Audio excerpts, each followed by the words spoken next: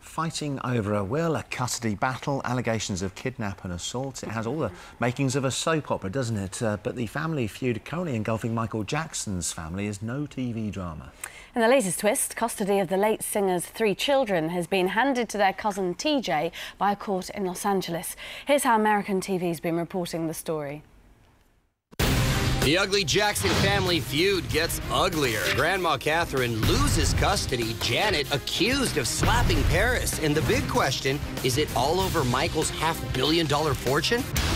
The Jackson family feud escalates. An ongoing feud between members of the Jackson family is getting uglier and more confusing. The kids are going with their cousin TJ Jackson. A judge awarding temporary custody of Prince, Paris, and Blanket to the 34-year-old until Katherine returns. Well, CNN journalist Alan Duke joins us now from Los Angeles. Alan, you broke this story. There have been so many twists and turns over the last few days. Just bring us right up to date and tell us exactly where we are now.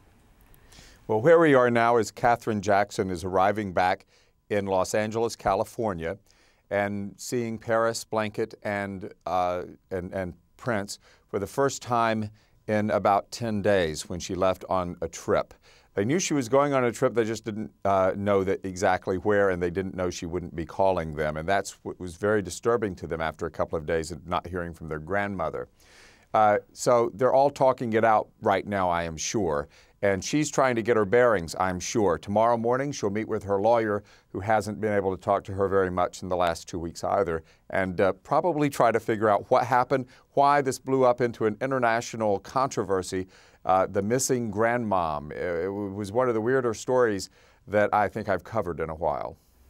Yeah, but she's back, Alan, as you say, and she's spoken out. Let's take a listen as to what Katherine had to say.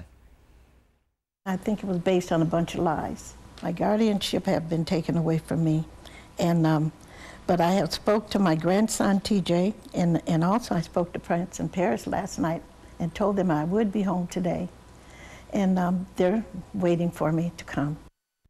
And it sounds like a case of he said, she said. How do we know really what's going on behind closed doors?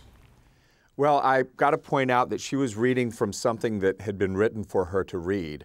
That wasn't an interview. That was more of a statement that apparently, in fact, the whole interview, if you the statement, very awkward, very strange. And I think when I talk to her, I hope I can do it soon.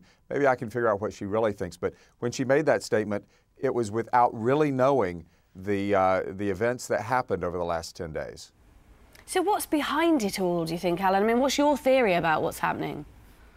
Well, I think there's some fear, some distrust, and some jealousy. I don't think you can say it's all about money.